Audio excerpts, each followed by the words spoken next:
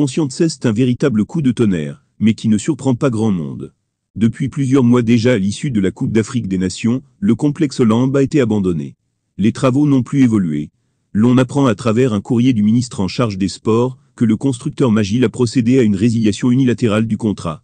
En date du 6 décembre 2022, nous avons reçu une correspondance de l'entreprise Magil Construction Corporation, nous annonçant son intention de résilier, dans un délai de 30 jours, le marché relatif à l'achèvement des travaux du complexe sportif de Lambe. Sans attendre ce délai, ce qui semblait alors n'être qu'une intention, est devenu une décision de résiliation unilatérale, exprimée dans une nouvelle correspondance datant du 21 décembre de cette année, dans laquelle Magil nous informe qu'à partir du 5 janvier 2023, l'affaire sera portée en arbitrage international.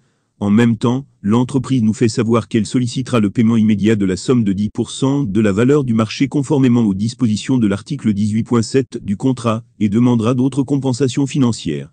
Mais en réalité, la décision prise par Magil de résilier unilatéralement le contrat d'achèvement des travaux du complexe sportif de Lambe n'est nullement une surprise, car après la signature du dit contrat, les actes posés par Magil démontrent des intentions malsaines, lit-on dans le COURRI2R. En effet, jusqu'en décembre 2021, malgré nos multiples correspondances de rappel, Magil a refusé de nous transmettre le retroplanning permettant un meilleur suivi du projet.